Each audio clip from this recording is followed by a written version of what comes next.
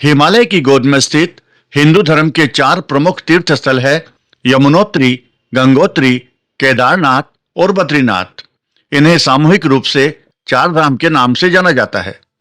उत्तराखंड अंचल में स्थित चार धाम की यात्रा पर प्रति वर्ष लाखों की संख्या में तीर्थयात्री पहुंचते हैं। चार धाम यात्रा यमुनोत्री से शुरू होती है, फिर गंगोत्री और केदारनाथ होती हुई बद्रीनाथ जाकर पूरी होती है। इस वीडियो में आप उत्तराखंड की चारधाम यात्रा के बारे में संपूर्ण जानकारी प्राप्त करेंगे। मसलन चारधाम यात्रा पर कब जाएं, यात्रा शुरू करने के लिए हरिद्वार कैसे पहुंचें, हरिद्वार में कहां ठहरें, यात्रा के लिए रजिस्ट्रेशन कहां से कराएं, यात्रा कैसे प्रारंभ करें, टोटल यात्रा कितने दिन की होगी, डे टू डे यात्रा कार्यक्रम यानी आइटनरी क्या रहेगी, रूट चार्ट क्या रहेगा, केदारनाथ के लिए हेलीकॉप्टर कहां से लें, हेलीकॉप्टर की बुकिंग कहां से कराएं, यात्रा मार्ग में रात्रि विश्राम कहां करें तथा यात्रा मार्ग में आने वाले प्रमुख दर्शनीय स्थल कौन कौन से हैं। एक एक कर इन सब बिंदुओं पर प्रकाश डालेंगे। आप वीडियो के अंत तक हमारे साथ बने रहिएगा। वीडियो को लाइक और शेयर करें तथा चैनल को सब्सक्राइब अवश्य कर लें। धन्यवाद। तो आइए शुरू करते हैं। चारधाम यात्रा पर कब जाएं? हर साल चारधाम यात्रा अक्षय तृतीया के शुभ दिन से शुरू होती है, जो इस साल बुधवार 30 अप्रैल 2025 को है। इस साल यमुनोत्री और गंगोत्री धाम के पट खुलने की तिथि भी 30 अप्रैल ही है। केदारनाथ धाम के पट 2 मई 2025 को खुलेंगे तथा बद्रीनाथ धाम के पट खुलने की तिथि है 4 मई 2025। माना जाता है कि चारधाम यात्रा इस वर्ष अक्टूबर लास्ट तथा नवंबर स्टार्टिंग तक चालू रहेगी। चारधाम यात्रा का प्लान करने से पहले यात्रियों को अपना ऑनलाइन या ऑफलाइन रजिस्ट्रेशन करवाना अनिवार्य है। ये रजिस्ट्रेशन आप उत्तराखंड पर्यटन विभाग की ऑफिशियल वेबसाइट registration.touristcare.uk.gov.in पर लॉगिन करके घर बैठे करवा सकते हैं और अपना यात्रा पंजीयन सर्टिफिकेट प्राप्त कर सकते हैं। इसी तरह केदारनाथ के लिए हेलीकॉप्टर की बुकिंग भी आपको IRCTC की वेबसाइट www.heliyatra.irctc.co.in पर लॉगिन करके एडवांस में ही करा लेनी चाहिए। चारधाम यात्रा पर कहां से और कैसे जाएं? चारधाम यात्रा का आरंभ बिंदु है हरिद्वार। आप देश के किसी भी शहर से रेल, बस या प्लेन से हरिद्वार पहुंच जाएं। निकटतम एयरपोर्ट उत्तराखंड की राजधानी देहरादून में जॉली ग्रांट एयरपोर्ट है। यह हरिद्वार शहर से 38 किलोमीटर दूर है। देहरादून एयरपोर्ट से टैक्सी, बस या ट्रेन के माध्यम से हरिद्वार पहुंच सकते हैं। हरिद्वार रेलवे स्टेशन देश के कई सारे रेलवे स्टेशनों से जुड़ा हुआ है। आपके शहर से यदि डायरेक्ट ट्रेन नहीं हो तो आप किसी नजदीकी शहर से ट्रेन पकड़कर वहां से हरिद्वार पहुंच जाएं। हरिद्वार जाने के लिए दिल्ली सहित कई शहरों से सीधी बस सेवा उपलब्ध है। अगर आप दिल्ली या उत्तराखंड के अलावा किसी अन्य जगह से बिलोंग करते हैं तो आप अपने शहर से दिल्ली पहुंचकर वहां से बस के माध्यम से हरिद्वार की यात्रा कर सकते हैं। आप चाहें तो अपनी बाइक, कार या टैक्सी से भी बाई रोड आसानी से हरिद्वार पहुंच सकते हैं। हरिद्वार में कहां ठहरें? हरिद्वार पहुंचकर आप अपनी सुविधानुसार होटल या धर्मशाला में रुक सकते हैं। होटल की एडवांस बुकिंग करा लें तो ज्यादा ठीक रहेगा। हरिद्वार में रात्रि विश्राम के लिए अनेक विकल्प मौजूद है। आप चाहें तो यहाँ के आश्रमों में भी रुक सकते हैं। शांति कुंज भी ठहरने के लिए अच्छा विकल्प है। कुछ धर्मशालाएं भी नॉमिनल रेट पर आवास सुविधाएं उपलब्ध कराती है। वैसे आपको किसी भी अच्छी धर्मशाला में 300 से 500 रुपए में तथा सामान्य होटल में 1000-1200 रुपए में बढ़िया कमरा मिल जाएगा। रेलवे स्टेशन व हर की पौड़ी के आसपास भी अनेक होटल्स हैं। सवेरे हरिद्वार पहुंचने पर पहले होटल में चेक इन करें। थोड़ा विश्राम करने के बाद आप दिन में यहाँ के बाजार में भ्रमण कर सकते हैं। सायंकाल हर की पौड़ी पर गंगा आरती के दर्शन करना नहीं भूलें। दूसरे दिन सवेरे सवेरे पावन गंगा में डुबकी लगाएं, स्नान ध्यान करें और चाय नाश्ता करने के बाद यात्रा पर निकल जाएं। हम आपको बता दें कि हरिद्वार से चारधाम की यात्रा शुरू करने के लिए आपके पास कई ऑप्शंस हैं। डिपेंड करता है कि आप कितने जने हैं और कितना पैसा खर्च करना चाहते हैं। मसलन आप बस, मिनी बस या टेम्पो ट्रेवलर अथवा टैक्सी द्वारा यात्रा पर निकल सकते हैं। आप चाहें तो किसी ट्रेवल एजेंसी से संपर्क कर पैकेज टूर भी ले सकते हैं। IRCTC यानी Indian railway catering and tourism corporation की ओर से भी समय समय पर चारधाम यात्रा के लिए पैकेज टूर आयोजित किए जाते हैं, जो किफायती और आरामदायक होते हैं। बेटर रहेगा कि आप यदि परिवार सहित है या साथियों के ग्रुप में है तो आप हरिद्वार में किसी ट्रेवल एजेंसी से संपर्क कर पूरे ग्रुप के लिए अलग से एक गाड़ी बुक कर लें। इससे आपको यात्रा में बहुत सुविधा रहेगी।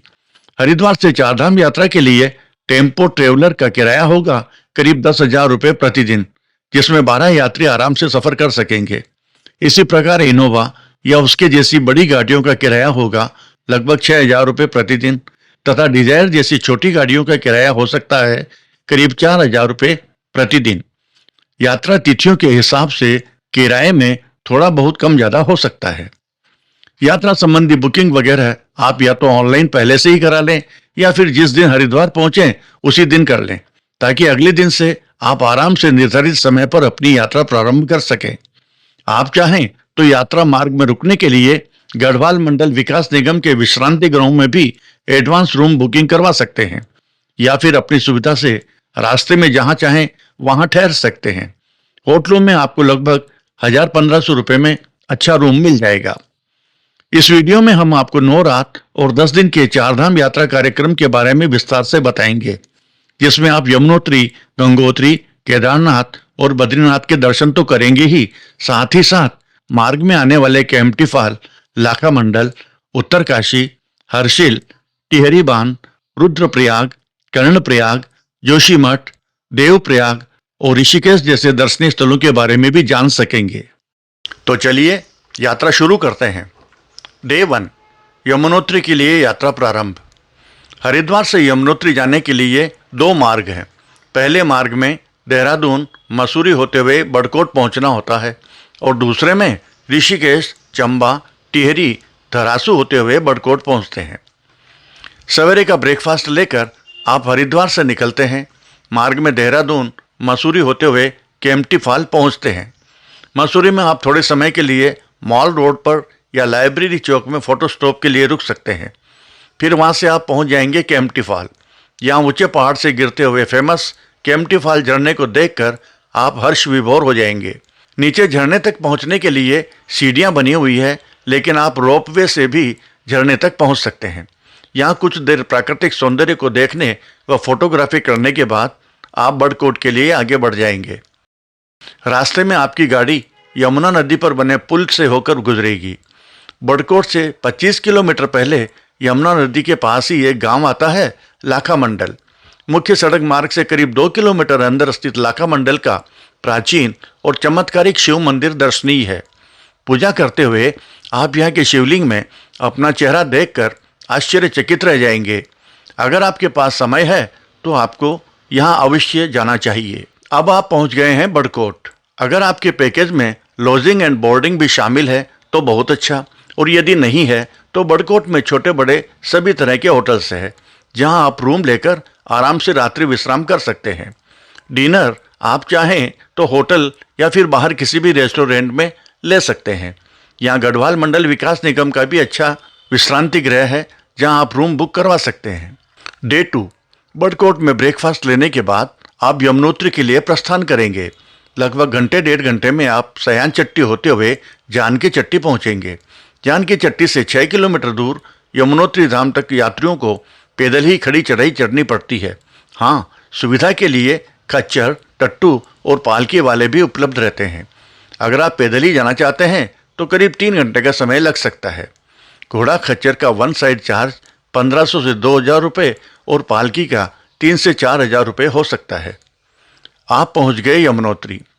उत्तरकाशी जिले में स्थित यमुनोत्री धाम को चारधाम यात्रा का प्रथम पड़ाव माना गया है।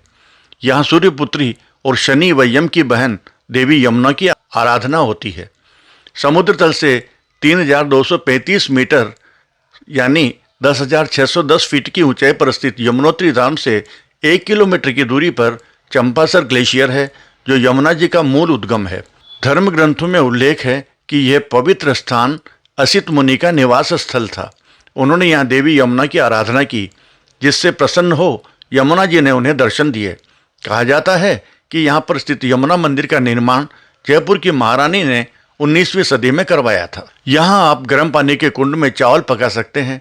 पर्यटक इस पके हुए चावल को प्रसाद के रूप में घर ले जाते हैं। तप्त कुंड के गर्म पानी में स्नान करने, दिव्य शिला पर यमुना पूजन करने, यमुनोत्री मंदिर में दर्शन करने के बाद आप सूर्य कुंड और यहाँ के दूसरे मंदिरों व प्राकृतिक दृश्यों को देख सकते हैं। पहाड़ों से एक साथ बहती गर्म व ठंडे पानी की जलधाराओं को देखकर आपको हैरानी अवश्य होगी। यही तो है प्रकृति का चमत्कार। यमुनोत्री से आप वापस बड़कोट अपने होटल पर आ जाएं, सफ़र की थकान मिटाएं और आराम से डिनर व रात्रि विश्राम करें। डे 3, सवेरे का ब्रेकफास्ट लेकर आप बड़कोट से उत्तरकाशी के लिए प्रस्थान करते हैं। यहाँ पहुंचकर होटल में कमरा लीजिए, थोड़ा विश्राम कीजिए और लंच के बाद नगर भ्रमण कीजिए। उत्तरकाशी नगर जिला मुख्यालय है। ये भागीरथी नदी के तट पर बसा हुआ है। धार्मिक दृष्टि से काफ़ी महत्वपूर्ण ये शहर प्राकृतिक सौंदर्य से भी परिपूर्ण है। यहाँ के प्रमुख काशी विश्वनाथ मंदिर के दर्शन कीजिए। उत्तरकाशी के बस स्टैंड से 300 मीटर की दूरी पर स्थित ये मंदिर भगवान शिव को समर्पित है। मंदिर में शिवलिंग स्थापित है। उत्तरकाशी आने वाले पर्यटक ये मंदिर देखना जरूर जाते हैं। यहाँ चौक क्षेत्र में स्थित अन्नपूर्णा मंदिर और भैरव मंदिर के भी दर्शन करें। आज आप रात्रि विश्राम उत्तरकाशी में ही कर लीजिए। डे 4, उत्तरकाशी से आप सुबह जल्दी गंगोत्री के लिए निकलते हैं, क्योंकि शाम को वापस यहीं आकर रात्रि विश्राम करना है। आप चाहें तो गंगोत्री में भी रात्रि विश्राम कर सकते हैं। उत्तरकाशी से गंगोत्री 100 किलोमीटर दूर है और 3 घंटे का समय लगता है। मार्ग में 49 किलोमीटर दूर गंगनानी नामक स्थान पर आप थोड़ी देर रुकते हैं। यहाँ आप गर्म पानी के ऋषि कुंड में स्नान भी कर सकते हैं। कुंड के पास एक मंदिर भी है, जहाँ दर्शन करके आप आगे की यात्रा के लिए निकल जाएंगे। मार्ग में यमुनोत्री से 25 किलोमीटर पहले एक अत्यंत सुंदर जगह है हर्षिल। हर्षिल का नैसर्गिक सौंदर्य आपको हर्षित कर देगा। हरे भरे पहाड़ और भागीरथी नदी का किनारा, यहाँ की हसीन वादियाँ और खूबसूरत घाटियाँ देखकर आप देखते ही रह जाएंगे। हर्षिल में एप्पल के बगीचे भी खूब है। यहाँ आप थोड़ी देर रुककर प्राकृतिक नज़ारों को कैमरे में कैद कर सकते हैं। यहाँ शिव मंदिर व हरिशिला के दर्शन भी कर सकते हैं। कुछ व्यू पॉइंट बने हुए हैं जहाँ से नदी और पहाड़ों के बहुत ही सुंदर दृश्य दिखाई देते हैं। राज कपूर की फिल्म राम तेरी गंगा मैली के गाने की शूटिंग हर्षिल में ही हुई थी। चलो आगे बढ़ते हैं। अब आप पहुँचते हैं भैरव घाटी। ये गंगोत्री से 9 किलोमीटर पहले है। ये जाह्नवी गंगा और भागीरथी के संगम पर स्थित है। यहाँ से आप हिमालय की कई पर्वतीय चोटियों के दर्शन कर सकते हैं। फाइनली हम पहुँच जाते हैं गंगोत्री। गंगोत्री गंगा नदी का उद्गम स्थल है। गंगा जी का मंदिर समुद्र तल से 3042 मीटर की ऊंचाई पर है। भागीरथी नदी और आसपास का परिवेश अत्यंत आकर्षक एवं मनोहारी है। कहते हैं कि गंगा मैया के मंदिर का निर्माण गोरखा कमांडर अमर सिंह थापा द्वारा 18वीं शताब्दी के शुरुआत में किया गया था। वर्तमान मंदिर का पुनर्निर्माण जयपुर राजघराने द्वारा किया गया। गंगोत्री से 19 किलोमीटर दूर 3892 मीटर की ऊंचाई पर स्थित गौमुख गंगोत्री ग्लेशियर का मुहाना तथा भागीरथी नदी का उद्गम स्थल है। गंगोत्री घाट पर गंगा स्नान, गंगा पूजन और आरती, भागीरथ शिला के दर्शन, गौरी गणेश मंदिर के दर्शन, गंगोत्री मंदिर दर्शन और उसके बाद आपको सूर्य कुंड का दर्शन अवश्य करना चाहिए। धराली में गुप्तेश्वर महादेव के दर्शन करते हुए आप वापस उत्तरकाशी पहुंच जाएंगे। होटल में रात्रि विश्राम करेंगे। डे 5, अब आपकी यात्रा तीसरे धाम केदारनाथ के लिए शुरू होती है। आप सवेरे का नाश्ता लेकर उत्तरकाशी से गौरीकुंड की ओर निकलते हैं। मार्ग में टिहरी बांध का सुंदर दृश्य देखकर आप खुश हो जाएंगे। रास्ते में लंच लेते हैं और नज़ारा देखते हुए वाया श्रीनगर होते हुए आप पहुंचते हैं रुद्रप्रयाग। यहाँ अलकनंदा और मंदाकिनी नदी के संगम का दृश्य बहुत सुंदर है। शिव मंदिर में भी दर्शन किए जा सकते हैं। यहाँ से आगे आप सीतापुर फटा जाकर रात्रि विश्राम कर सकते हैं। डे 6, सुबह के नाश्ते के बाद गौरीकुंड के लिए आगे बढ़ें। गुप्तकाशी, सरसी और फार्म फाटा से हेलीकॉप्टर सेवा द्वारा भी आप केदारनाथ जा सकते हैं। हेलीकॉप्टर सेवा के लिए एडवांस बुकिंग कराना जरूरी है। हेलीकॉप्टर से केदारनाथ 8-10 मिनट में पहुंचा जा सकता है। जो लोग घोड़े खच्चर पर बैठकर या पालकी से अथवा पैदल जाना चाहते हैं वो गौरीकुंड तक चले आएं। गौरीकुंड से केदारनाथ ट्रेक की लंबाई करीब 18 किलोमीटर है। आपको पैदल चढ़ने में 6 से 7 घंटे का समय लग सकता है। गौरीकुंड से केदारनाथ के लिए घोड़ा खच्चर वाले जाने का 3,500 रुपये और आने का 2,500 रुपये लेते हैं। पालकी वाले जाने का 8 से 10,000 रुपये लेते हैं। इसी प्रकार टट्टू का वन साइड किराया है 7 से 8,000 रुपये। केदारनाथ मंदिर में संध्या आरती दर्शन, अनादि गुरु शंकराचार्य स्मारक के दर्शन, उदर कुंड के दर्शन और बम कुंड राम गुफा के दर्शन करें। केदारनाथ मंदिर में दर्शन और पूजा के बाद रात भर केदारनाथ धाम में रुकें। यहाँ रात्रि विश्राम के लिए होटल्स, धर्मशाला और टेंट आदि की सुविधा है। गढ़वाल मंडल विकास निगम की ओर से भी रात्रि विश्राम की अच्छी सुविधाएं उपलब्ध है। केदारनाथ मंदिर रुद्रप्रयाग जिले में आता है। हिमालय पर्वत की गोद में केदारनाथ मंदिर 12 ज्योतिर्लिंग में सम्मिलित होने के साथ साथ 4 धाम और 5 केदार में से भी एक है। ये मंदिर एक ऊंचे प्लेटफॉर्म पर बना हुआ है। मंदिर के मंडप और गर्भगृह के चारों ओर प्रदक्षिणा पथ है। बाहर प्रांगण में नंदिकेश्वर की प्रतिमा विराजमान है। केदारनाथ मंदिर मंदाकिनी के घाट पर बना हुआ है। शिवलिंग स्वयंभू है। मूर्ति 4 हाथ लंबी और 1.5 हाथ मोटी है। मंदिर के पीछे कई कुंड हैं जिनमें आचमन तथा तर्पण किया जा सकता है। आदि गुरु शंकराचार्य की समाधि केदारनाथ मंदिर के ठीक पीछे स्थित है। केदारनाथ के निकट ही गांधी सरोवर व वासुकी ताल भी है। केदारनाथ जी से लगभग आधा किलोमीटर दूर एक छोटा मंदिर भैरवनाथ को समर्पित है। ऐसा माना जाता है कि जब केदारनाथ जी का मंदिर बंद होता है तो भैरवनाथ जी इस भूमि की रक्षा करते हैं। रात का खाना खाकर आप रात भर होटल में विश्राम करें। डे 7, सुबह जल्दी उठें और श्री केदारनाथ जी की सुबह की आरती के दर्शन करें। सुबह के नाश्ते के बाद जिन्होंने हेलीकॉप्टर सेवा बुक की थी वे हेलीकॉप्टर लेकर फाटा तक जाते हैं और अन्य लोग ट्रेक, घोड़ों, पालकी और टट्टू द्वारा गौरीकुंड जाते हैं। गौरीकुंड फाटा पहुंचने पर अपने वाहन से पीपलकोटी या जोशीमठ की ओर बढ़ते हैं। समय और सुविधा के हिसाब से मार्ग में जहां भी मन करें वहां होटल में रूम लेकर आप रात्रि विश्राम कर लें। अगर समय है तो पीपलकोटी भी पहुंच सकते हैं। गौरीकुंड से आगे बद्रीनाथ की तरफ जाने के लिए आप रुद्रप्रयाग, कर्णप्रयाग होकर भी जा सकते हैं, लेकिन यह मार्ग थोड़ा लंबा पड़ता है। डे 8, आज आप चौथे और अंतिम धाम बद्रीनाथ के लिए प्रस्थान करेंगे। सवेरे का नाश्ता लेकर निकल पड़ते हैं मंजिल की ओर। मार्ग में जोशीमठ आता है। जोशीमठ या ज्योतिर्मठ उत्तराखंड राज्य में स्थित एक धार्मिक नगर है जहां हिंदुओं की प्रसिद्ध ज्योतिष पीठ स्थित है। यहाँ 8वीं सदी में धर्म सुधारक आदि शंकराचार्य को ज्ञान प्राप्त हुआ और बद्रीनाथ मंदिर तथा देश के विभिन्न कोनों में 3 और मठों की स्थापना से पहले यहीं उन्होंने प्रथम मठ की स्थापना की। जाड़े के समय इस शहर में बद्रीनाथ की गद्दी विराजित होती है जहां नरसिंह मंदिर में इसकी पूजा की जाती है। जोशीमठ शहर में प्रवेश करते ही सड़क किनारे जोगी झरना आता है। मुख्य सड़क के ऊपर पुराना शहर बसा है जहां ज्योतिर्मठ, कल्प वृक्ष तथा आदि शंकराचार्य के पूजा स्थल की गुफा है और इसके नीचे बद्रीनाथ की ओर बाहर निकलने पर जोशीमठ के 2 प्रमुख आकर्षण नरसिंह मंदिर तथा वासुदेव मंदिर स्थित है। आप समय एवं सुविधा अनुसार यहाँ दर्शन करके आगे बढ़ जाएं। अब आप पहुंच गए हैं बद्रीनाथ। नर और नारायण की जुड़वां पर्वत श्रृंखलाओं में स्थित सबसे पवित्र मंदिर है बद्रीनाथ।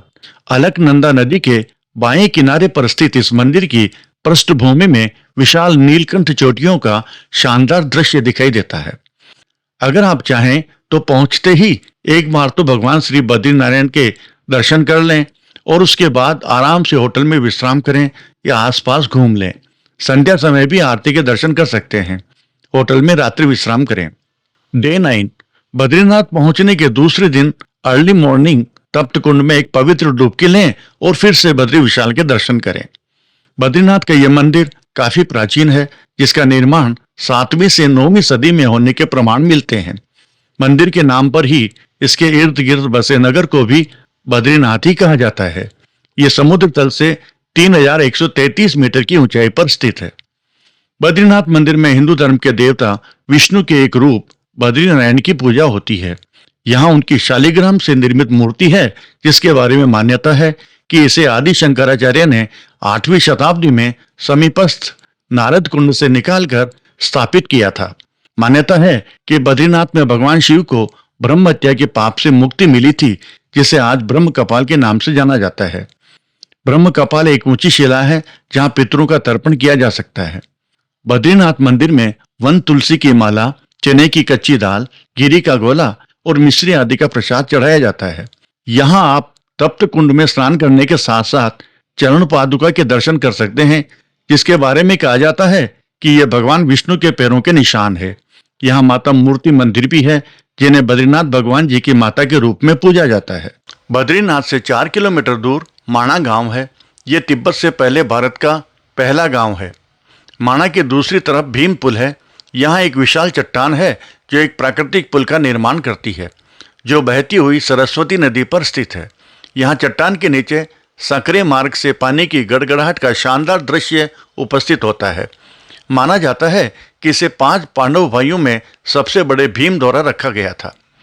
माणा गांव के पास व्यास गुफा है। कहते हैं कि यहीं पर वेद व्यास जी ने महाभारत और पुराण टीकाओं की रचना की थी। दोपहर बाद लंच लेकर आप बद्रीनाथ से प्रस्थान करें और मार्ग में जोशीमठ, पीपलकोटी, कर्णप्रयाग या रुद्रप्रयाग में से जहां भी उचित समझें रात्रि विश्राम करें। डे 10 आज आपकी चारधाम यात्रा का लास्ट डे है। आप सीधे हरिद्वार ऋषिकेश के लिए प्रस्थान करेंगे। आप विष्णुप्रयाग, कर्णप्रयाग, नंदप्रयाग, रुद्रप्रयाग और देवप्रयाग होते हुए ऋषिकेश पहुंचते हैं। विष्णुप्रयाग में 2 नदियों धौली गंगा और अलकनंदा का संगम होता है। कर्णप्रयाग पिंडारी नदी और अलकनंदा नदी का संगम स्थल है और नंदप्रयाग में मंदाकिनी और अलकनंदा नदी का संगम होता है। ऋषिकेश से 75 किलोमीटर पहले देवप्रयाग प्रसिद्ध तीर्थ स्थान है। यहाँ रुकना और संगम के दर्शन करना नहीं भूलें। यह अलकनंदा तथा भागीरथी नदियों के संगम पर स्थित है। इसी संगम स्थल के बाद इस नदी को पहली बार गंगा के नाम से जाना जाता है। यह स्थान उत्तराखंड राज्य के 5 प्रयागों में से एक माना गया है। देवप्रयाग में एक शिव मंदिर तथा रघुनाथ मंदिर भी है, जो द्रविड़ शैली में निर्मित है। देवप्रयाग से आप सीधे ऋषिकेश आ जाएंगे। आज की रात यहीं रुकें और सवेरे सवेरे यहाँ गंगा के किनारे पर बैठकर प्राकृतिक सौंदर्य का रसपान करें। ऋषिकेश बहुत शांतिदायक जगह है। यहाँ आप दर्शनीय स्थलों का भ्रमण करें, जिनमें प्रमुख है राम झूला, लक्ष्मण झूला, त्रिवेणी घाट, वशिष्ठ गुफा, स्वर्ग आश्रम, गीता भवन और परमार्थ निकेतन। यहाँ आप संध्या समय गंगा आरती भी देख सकते हैं। ऋषिकेश से आप हरिद्वार पहुंचकर बाई रोड या बाई ट्रेन अपने गंतव्य के लिए प्रस्थान कर सकते हैं। तो इस तरह आपकी चारधाम यात्रा यहीं पर समाप्त होती है। आपकी यात्रा मंगलमय हो। आपको हमारा ये वीडियो कैसा लगा, कृपया कमेंट्स बॉक्स में कमेंट्स करना नहीं भूलें। वीडियो को लाइक और शेयर करें तथा चैनल को सब्सक्राइब अवश्य कर लें। धन्यवाद।